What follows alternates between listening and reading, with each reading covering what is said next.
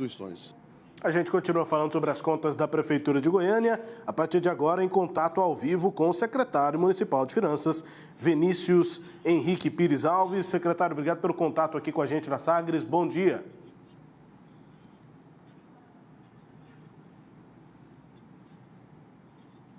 Bom dia a todos. É um prazer estar aqui com vocês. Está escutando bem? Pode cumprimentar a todos aqui, secretário. Fique à vontade. É porque a gente tem um delay e aí o áudio não tinha chegado, agora chegou. Então, bom dia mais uma vez. Boa terça-feira. Bom dia a todos. É um prazer estar aqui com vocês. Espero contribuir e esclarecer ao máximo. É um prazer estar aqui com uma jornalista tão respeitada aqui em nosso estado, ao qual eu admiro muito e leio muito os seus artigos, a dona Cileide. Então, espero esclarecer ao máximo e trazer mais informações à população, que essa é a nossa missão, né? A missão da transparência é descomplicar esses números e que a população possa entender o máximo possível de como funciona esse dia a dia aí da arrecadação e dos gastos públicos. Secretário, o resultado é de superávit, né, de saldo positivo, mas é preciso manter preocupação. A Prefeitura que tem que, inclusive, tomar medidas, na visão do senhor, para evitar um crescimento descontrolado da despesa. Houve um crescimento considerável da despesa em relação a essa última prestação de contas, secretário. A gente tem que analisar um contexto de 2020 e um contexto de 2021. O contexto de 2020 foi um ano extremamente atípico. A maioria dos municípios, e se acompanha as finanças de boa parte aí, a maioria dos municípios se preparou para um cenário de horror, né? A imagem que vinha relativo às finanças era de uma queda na arrecadação em 2020 significativa, em razão a todas as medidas de restrição que houve impostas pela pandemia. Só que o que ocorreu foi o inverso, né? Com o advento da 173, houve o auxílio financeiro aos municípios, houve um repasse significativo de recursos para a saúde para fazer frente a essa pandemia. E esses repasses não continuaram em 2021. Então, são cenários diferentes. Se a gente observar o exercício de 2020, o fechamento de 2020 foi um fechamento positivo em razão dessa tipicidade, desse incremento de receitas que em 2021 nós não tivemos. Aí, trazendo agora para 2021, além dessa especificidade, nós temos também o desafio de que, sem receitas para a manutenção da Covid-19, o Paço teve que aportar através de recursos do Tesouro. E para vocês terem uma noção, só a diferença de um ano para o outro é na cifra de 250 milhões. E, fora isso, fazer frente a todos os demais investimentos. A manutenção da folha de pagamento, encargos, a majoração que nós tivemos para o Goiânia Prev, iniciar os pagamentos das parcelas relativos aos empréstimos que foram contraídos lá atrás, Finisa 1, Finisa 2, o período de carência se encerrou. A moratória das dívidas que a 173 teve, que implementou lá em 2020, ela se encerrou em 2021, então a gente teve que voltar a pagar também as dívidas parceladas junto à Receita Federal do Brasil. Então, foi um ano de extremamente dificuldades, eu imagino, eu não estava à frente da Secretaria de Finanças à época, mas se você analisar, descontado a inflação, nós tivemos um crescimento relativo a 2020 de 1,73%. Então, eu acredito que o município fez sim um dever de casa, conseguiu segurar as pontas e acaba trazendo um desafio maior ainda agora para 2022, porque há necessidade de avaliar a arrecadação mensalmente, e se caso ocorra alguma queda na arrecadação, as medidas de contenção têm que ser implementadas. Então, nesse sentido, o senhor mantém, então, alguma preocupação com essa questão das despesas e esse equilíbrio que foi mantido, na visão do senhor, pode ser, se não houver um cuidado necessário, pode ser, pode não deixar de existir, secretário? Sim, sem dúvidas. Em uma administração pública, o monitoramento ele é crucial, porque você não consegue reconduzir um desequilíbrio, você não consegue reconduzir um endividamento de um mês para o outro. Os procedimentos de contenção, os procedimentos de reequilibrar são muito, digamos assim, demorados e não é no tempo que acontece de um mês para o outro. Então, a gente tem que fazer todos os mecanismos de evitar esse desequilíbrio. Então, para evitar esse desequilíbrio, somente com monitoramento, somente com limitação de empenho, com contingenciamento. Não deixar instalar um desequilíbrio para depois reequilibrar.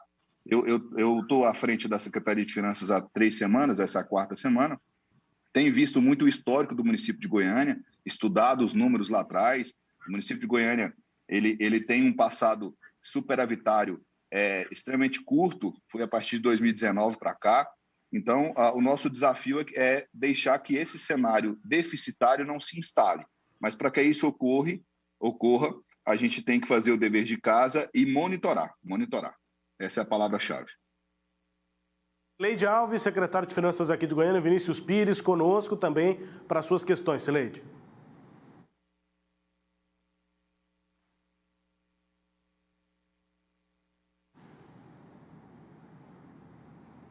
Cileide está com problemas ali de contato com a gente, né? Mas acho que daqui a pouco restabelece. Internet ali não muito estável. E daqui a pouco, Cileide, pelo que na imagem estava frisada, inclusive, dava para ver ela tentando ouvir, né? Forçando assim o foninho de ouvido para conseguir ouvir o que a gente estava falando. Enfim, o secretário Vinícius Pires conosco. Secretário, uma questão que foi... A Cileide voltou? Cileide, para suas questões, então, secretário, à sua disposição. Olha, de antemão, eu peço desculpas ao secretário. Bom dia, secretário. Obrigada pela presença. Eu estou com um problema da internet na minha casa, já tem quase uma semana. Eu estou reclamando para a operadora. Ontem eu fiquei sem...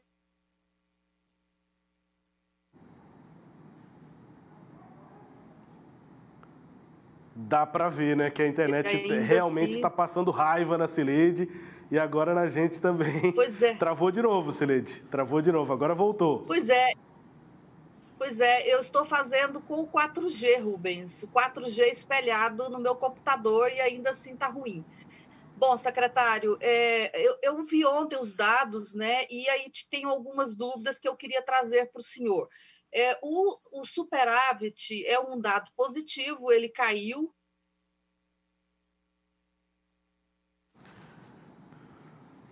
Né? Mas se tem superávit é porque há um controle. No entanto, o que me chamou a atenção foi que a receita ela cresceu, ela teve um crescimento negativo, né, de 3% aproximadamente, ou seja, o crescimento dela foi inferior à inflação, descontada a inflação é negativo, e as despesas tiveram um crescimento positivo, um crescimento de 11% aproximadamente nominal, descontada a inflação, um crescimento de 1,73%.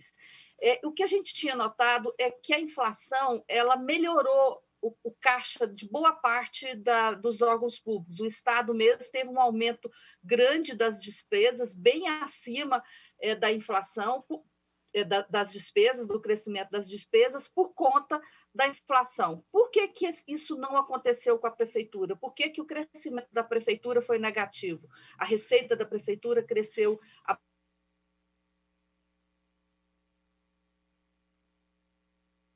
abaixo da inflação, né? Essa é a questão. Porque isso.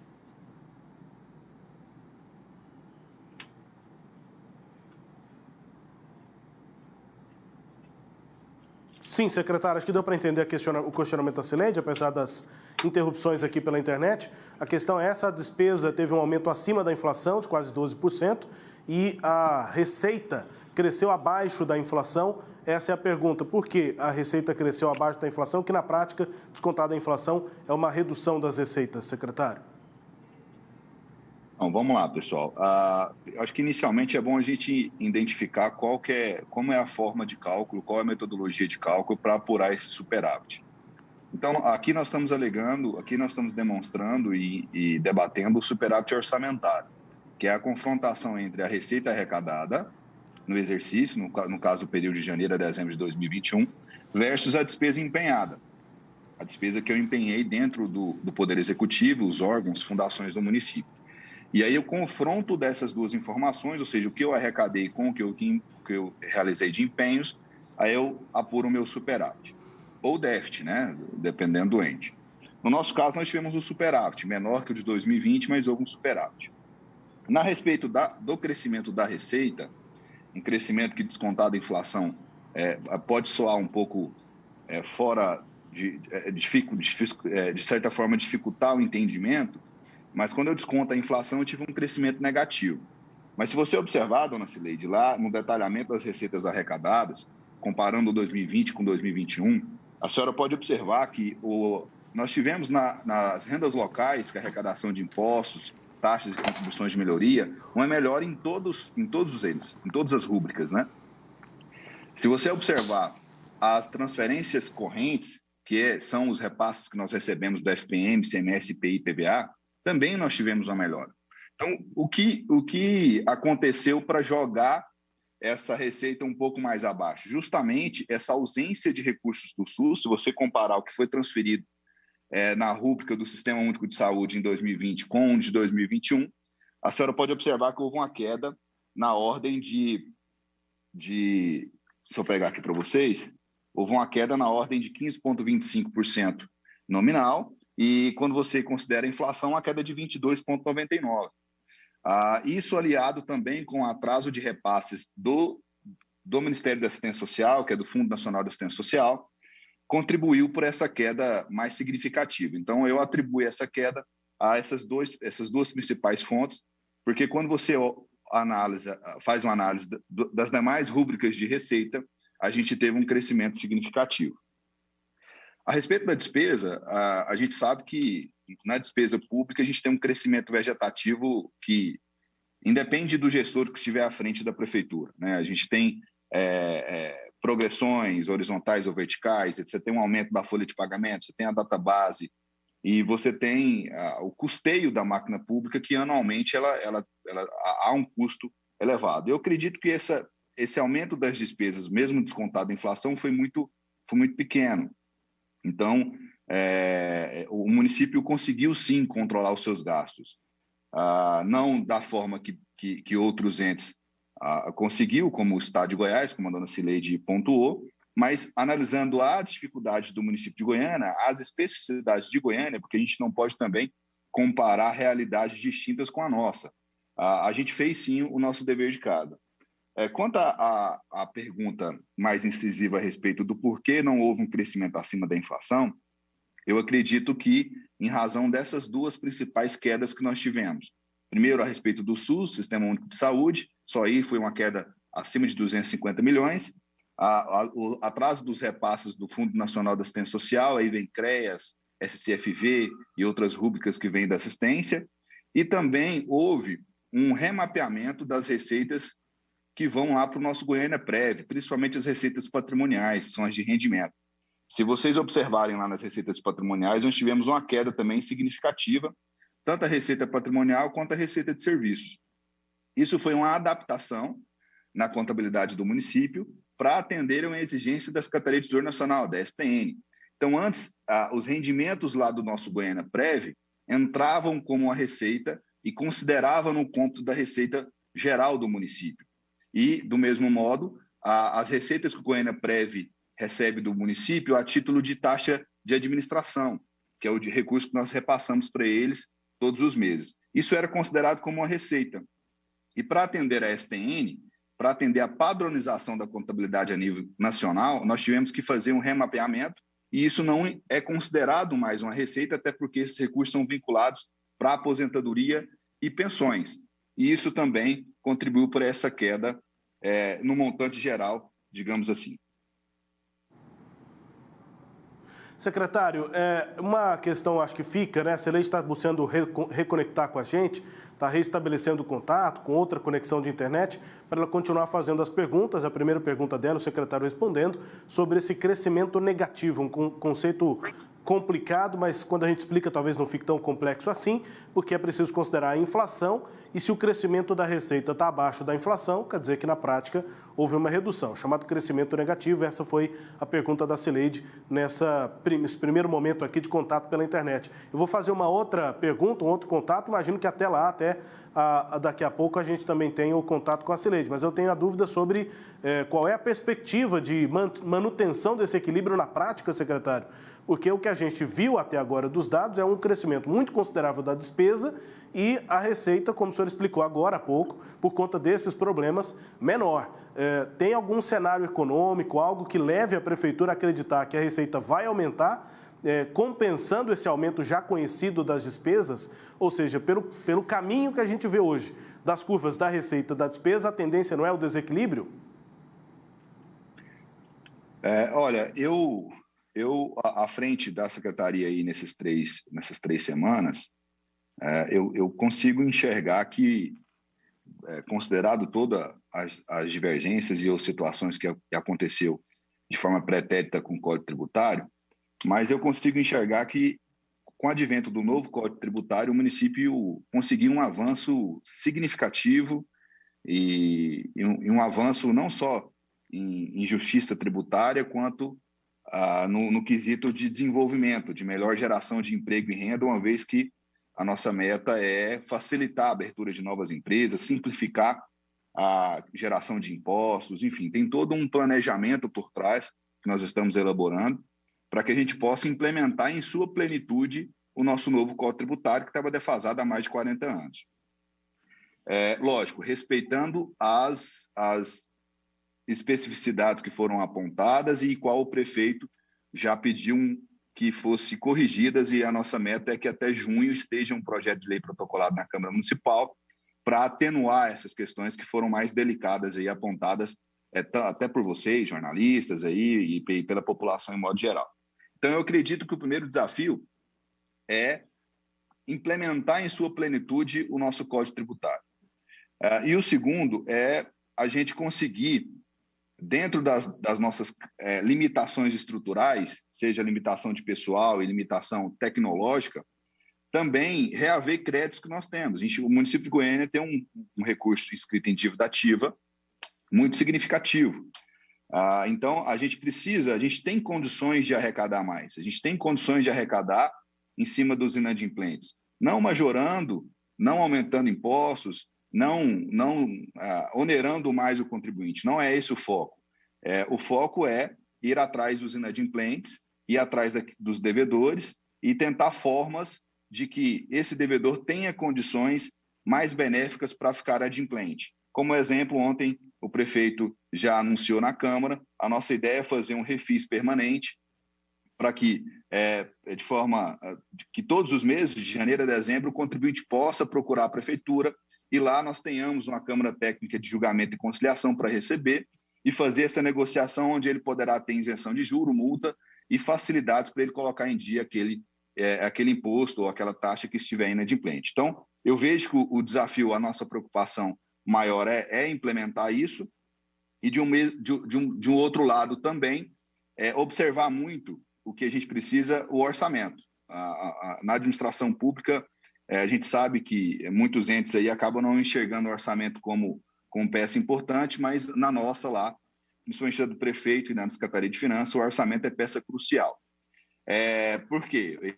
E aí eu ser didático, né?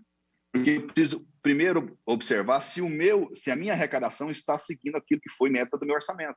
Porque se meu orçamento é um limite de gastos que meus órgãos gestores, fundos, têm para efetuar os investimentos, se eu não estou arrecadando, eu não tenho condições de liberar aquela despesa. Então, o primeiro passo é avaliar isso. Por isso que eu estou voltando a enfatizar a necessidade do monitoramento, é verificar se a meta de arrecadação para aquele mês foi atingida conforme o planejamento do orçamento, a meta daquele bimestre foi atingido. Caso não seja atingido, aí a gente tem que tomar medidas de contenção, de arrosto fiscal, de corte de gastos, para que, avaliando e monitorando no próximo mês, no próximo bimestre, talvez a arrecadação atinja, e atingindo a gente já pode liberar de novo esse orçamento. Então, por um lado, tentar fazer justiça tributária, justiça fiscal, respeitando as nossas limitações estruturais e tecnológicas, e, por outro, também monitorar as nossas receitas e os nossos gastos públicos para não deixar desequilibrar. Secretário Vinícius Pires, de Finanças aqui de Goiânia, conversando com a gente, o contato reestabelecido com a Celeide. Com você, Celeide. Bom, a respeito dessa informação aí, eu até ontem ouvi lá na prestação de contas e me chamou a atenção essa decisão de um refis permanente. O que eu ouço falar, né, pelo menos, é que o refis é uma medida excepcional, que se usa em determinados momentos, em situações específicas, né, de alta inflação, que as pessoas não conseguem pagar as contas, ou um momento de pandemia, No entanto, a prefeitura cria um refis permanente. Isso não é contraproducente, ou seja, não é um estímulo para que todo o contribuinte deixe de pagar as contas, já que depois vai ter sempre um perdão, um refis para que ele faça isso? Dona Cileide, muito bem colocada a pergunta da senhora. Realmente a gente tem que ter uma preocupação muito grande nisso. Mas a ideia é criar um refis permanente com critérios claramente definidos, justamente para evitar esse incentivo à inadimplência. Mas agora eu queria citar um exemplo. Só na semana passada eu recebi 4 contribuintes que queriam falar direto com o secretário, e isso é um exercício que eu estou fazendo na secretaria, deixar a secretaria de portas abertas, lógico, limitando a nossa agenda de compromisso, até porque nada mais justo do que ouvir as sugestões de quem está lá no chão de fábrica, que são os contribuintes, são os contadores, são os advogados que estão lá cuidando das empresas, enfim. Eles têm uma visão das dificuldades, talvez tão quão melhor do que a nossa. Então, ter as portas abertas da secretaria e poder recebê-los, a gente enriquece em sugestões, em orientações, em contribuições de melhoria. E aí, recebendo esses contribuintes, muitos alegam o seguinte: Vinícius, eu tenho valores para... Eu quero pagar o município de Goiânia. Eu quero pagar, só que tem uma juros e um multa aqui, se eu parcelar, vai aumentar, porque há uma atualização monetária e uma correção no caso de parcelamento. Não tem nenhum benefício me colocar em dia, e do lado de cá, nós, como ente, fala, olha, não, hoje eu não tenho. Você vai ter que esperar um refis entrar lá em novembro, ou, enfim, quando isso for instituído para efetuar o seu pagamento. Então, olha só, isso é você jogar uma certeza de arrecadação para algo duvidoso, porque esse contribuinte pode amanhã ou depois surgir uma dificuldade na empresa dele, uma dificuldade familiar, enfim, situações alheias que a gente não consegue mapear, que vai fazer que esse contribuinte não seja mais prioridade ficar em dia com a Fazenda Pública, esperar até novembro. Então, a nossa ideia do refis permanente é para que esses contribuintes que vão procurar a prefeitura tenham uma Câmara Técnica de Julgamento e Conciliação para receber eles. Quanto à inadimplência, dona Cileide, a ideia é definir critérios. E aí os critérios a gente ainda não conseguiu mapear todos eles e colocar isso na nossa minuta do projeto de lei. Só que a gente vai dar uma premissa mais ou menos da seguinte forma. E aqui eu estou antecipando, é um exercício aqui ainda de critérios, viu, dona Cileide? Não é algo ainda concreto, isso vai fazer parte, é um estudo que a nossa equipe técnica está fazendo através dos nossos servidores, isso vai compor um projeto de lei e vai ser mandado para a Câmara. Mas quem aderir um refis esse ano, um exemplo, dona Cileide, ele vai ter um período de tempo que ele não poderá aderir um segundo. Né? Então, ou seja, ele veio em 2022 e aderiu ao refis permanente, parcelou, está pagando suas obrigações. Então, em 2023, 2024, ele não vai conseguir aderir um outro refis. Então, vai ter um intervalo de tempo, um intervalo de períodos, onde ele não vai poder aderir um segundo refis. Aí, aquele contribuinte, a gente sabe que vem, parcela, paga a primeira e deixa de pagar somente para obter a certidão, ele também vai ter um período maior ainda para que não consiga auferir nenhum benefício desse refis. Então, a ideia é essa. A ideia é facilitar de um lado, mas criar critérios claros e definidos do outro para evitar o mal-intencionado, vamos dizer assim, o mal-intencionado que acaba sempre querendo aproveitar desses mecanismos de refis, de parcelamento, de semana da conciliação e etc. Zé, o governo do estado, inclusive, aprovou uma lei recentemente, no ano passado, estabelecendo a proibição de refis durante 10 anos, exatamente porque já haviam vários refis seguidos e que isso provocou problemas nas receitas. E aí eu até questiono se, do ponto de vista da lei de responsabilidade fiscal, essa ideia de alguma forma, incentivar o mal pagador, se isso não é, inclusive, proibido, né, na legislação que visa não haver esse tipo de incentivo, né, quer dizer, que visa que as receitas sejam preservadas. Não é um problema com relação a isso? Olha, eu acredito que não, dona Cileide, até porque a gente está fazendo uma pesquisa ampla. Nós temos outros municípios que já adotou esse mesmo layout. Um exemplo deles é Aparecida de Goiânia, e foi um exemplo positivo, lógico, dentro da realidade e da especificidade do município de Aparecida. Não tem exemplos prontos para ser adaptado, cada município tem sua realidade. mas eu vejo que não há problema e nem muito menos prejuízo aos cofres. Por quê? O Estado, então, suspendeu durante 10 anos. E aí, depois que passar 10 anos, ele vai fazer um refis grande e tentar arrecadar. A ideia não é essa. A ideia é a gente ter esse refis permanente, só que com critérios. Então, a pessoa que aderir a um refis em 1 ano, ele vai ficar 3, 4, 5 anos sem poder aderir a um outro benefício. E aí, aquele que aderiu isso, mas parcelou e somente para obter a certidão e não conseguiu manter em dia seu parcelamento, que ele também tem um período, inclusive, talvez até maior, para que ele não faça adesão em um novo benefício. Então, eu acredito que a gente não pode nivelar por baixo os contribuintes. Nós temos contribuintes que, em razão de dificuldades financeiras dentro do seu negócio, dentro da sua casa, não conseguiu honrar os seus pagamentos. E eu acredito que aquele mal pagador, aquele mal intencionado, ele não pode ditar as regras da administração. Eu acho que a gente tem que tratar iguais como iguais e diferentes como diferentes. Ter os benefícios para aquele bem intencionado, aquele que quer colocar em dia suas obrigações, mas ter critérios também para que aquele mal intencionado não fique oferindo vantagens aí de forma permanente. Secretário, em 2020, me parece que, eu só me corrijo os números, se eles estiverem incorretos, mas a Prefeitura investiu coisa de 400 milhões de reais. Agora, nesse ano, foi cerca de 300 milhões de reais, nesse ano 2021.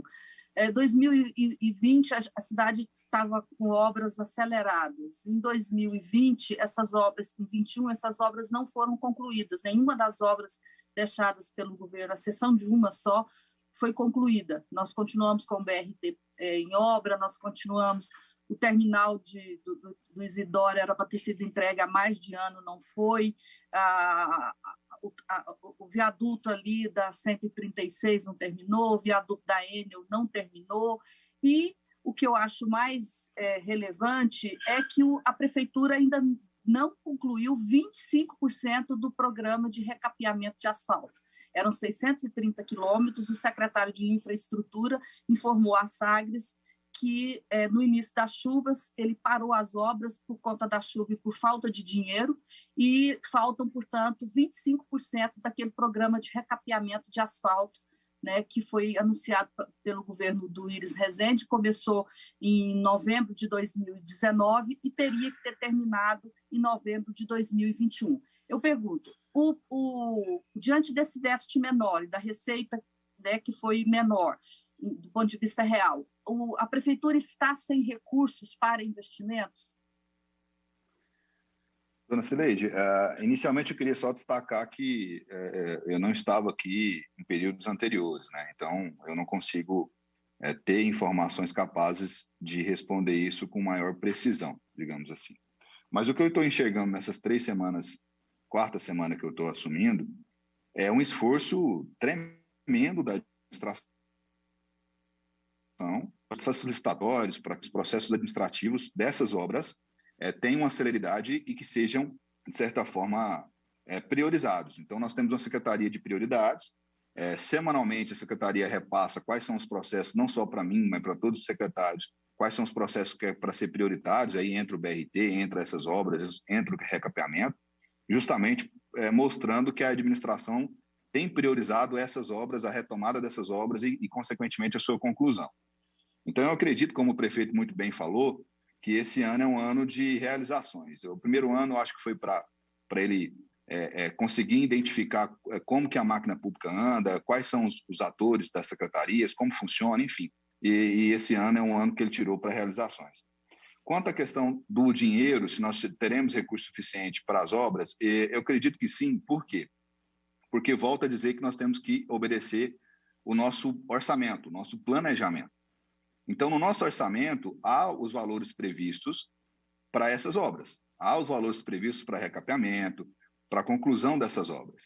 Então, se nós seguimos o nosso orçamento, dona Cileide, se a nossa arrecadação atingir o que está previsto no nosso orçamento, essas obras estão garantidas.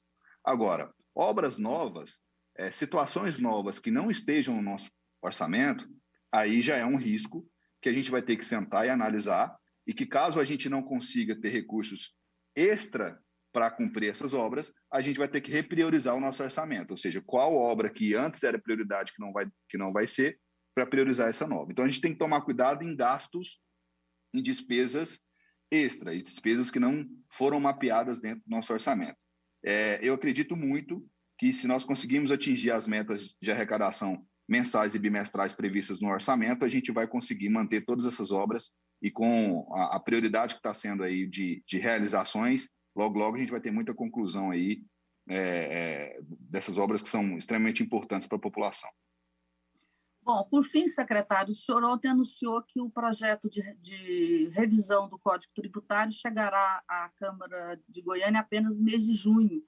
Eu entrevistei o presidente da Câmara, Romário Policarpo, em fevereiro, quando saiu o IPTU, e ele disse que tinha tido uma conversa com o prefeito e que o projeto chegaria ainda naquele mês, né? Então, ontem o senhor falou que somente em junho esse projeto chegará. Esse projeto ele vai rever as questões que foram criticadas no IPTU e no ITU deste ano? Dona Cileide, ontem eu até consegui externalizar isso lá na Câmara, e eu acho importante voltar a esclarecer aqui. Nós temos que enxergar que um Código Tributário do município de Goiânia, que é uma capital, e a gente não tem que enxergar ele como algo rígido, algo inflexível, algo que vai ser revisto daqui a 40 anos. Nós temos que enxergar ele que, anualmente, a gente precisa discutir quais são as prioridades do nosso setor produtivo. Então, porque o nosso Código Tributário ele tem incentivos, eles têm remissões, agora com o plano diretor tem os arranjos produtivos local. Então, se hoje a ideia é facilitar e desonerar a área de informática do e-commerce, talvez essa prioridade não seja daqui a 2 anos. Talvez a prioridade daqui a 2 anos seja desonerar e facilitar uma outra área-chave para o desenvolvimento. Então, nós não podemos enxergar o Código Tributário como algo rígido. Então, por isso que, quando eu assumi a secretaria, a primeira situação que eu discuti com o prefeito, e foi o que o prefeito prontamente deu todo o aval, foi para criar um grupo de trabalho permanente, para melhoria e modernização permanente do nosso Código Tributário.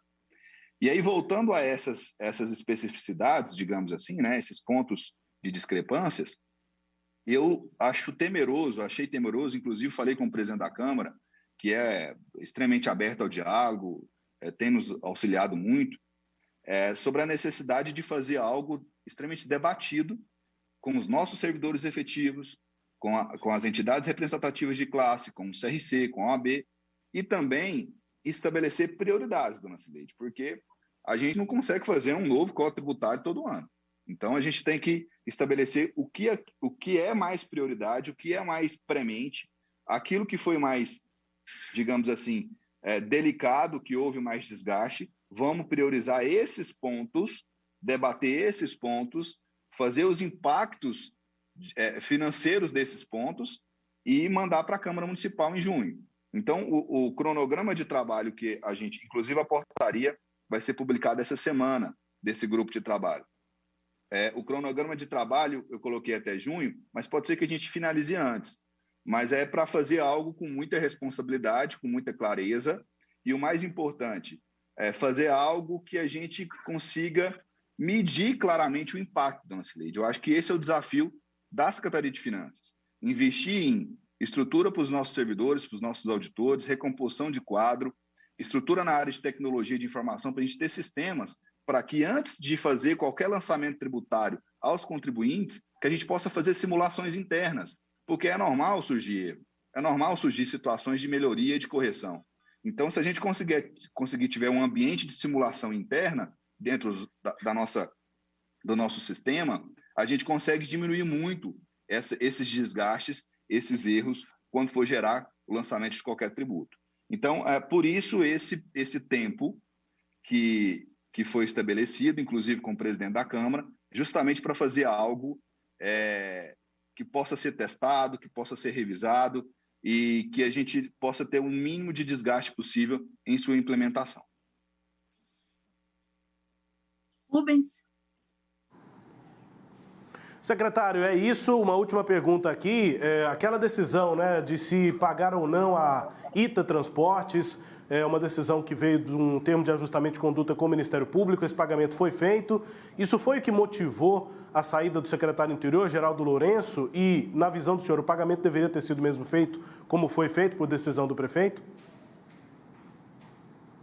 Olha, Rubens, isso é uma situação muito de gestor. Eu não consigo, com segurança, responder em nome dele quais foram os critérios que ele utilizou, quais foram as premissas que ele utilizou para justificar essa situação. Porque cada gestor tem sua forma de lidar. Comigo, à frente da Cefim, o meu desafio é a gente reforçar a segurança jurídica dos nossos processos administrativos. Seja ele qual for, seja ele um acordo judicial, um processo de grande monta, ou uma simples dispensa para uma aquisição pequena. Então, a ideia é reforçar juridicamente esse processo. Também nós tivemos foi apontada à época, era a ausência de uma manifestação da Procuradoria, a Procuradoria que depois emitiu sua manifestação dizendo claramente para efetuar o pagamento, porque foi um acordo judicial feito na época do ex-prefeito Íris ainda, então tínhamos que honrar esse acordo, e aí a gente revisou o processo, eu revisei o processo e identifiquei que todas as fragilidades possíveis já tinham sido cumpridas, e pelo contrário, a gente poderia ter algum prejuízo legal perante o Ministério Público caso não cumprisse esse acordo. Então aí ele entrou no fluxo de pagamento normal e foi honrado. Então, o desafio nosso é esse, independente de qualquer processo que seja, a gente assegurar a sua segurança jurídica e abrir uma comissão permanente com o Tribunal de Contas, que é um órgão muito mais consultivo hoje do que fiscalizatório, tem nos auxiliado muito com seus técnicos. O Tribunal de Contas hoje tem uma tecnicidade, tem desenvolvido, eu acredito que, sem dúvidas, é um dos melhores tribunais de contas do país. Então, ele tem sido muito parceiro, muito orientador da nossa equipe. Então, é construir processos seguros juridicamente. Esse é o nosso desafio. Obrigado, secretário, pelo contato com a gente aqui na Sagres. Bom dia, bom trabalho aí. Até uma próxima. Obrigado a todos. Estou sempre à disposição. É um desafio enorme lá à frente da Cefim, mas com a ajuda de todos vocês a gente consegue alcançar muitos objetivos bons aí para a nossa população. Sempre à disposição, dona Cileide e Rubens. É isso, obrigado pelo contato com a gente aqui, secretário de Finanças em Goiânia.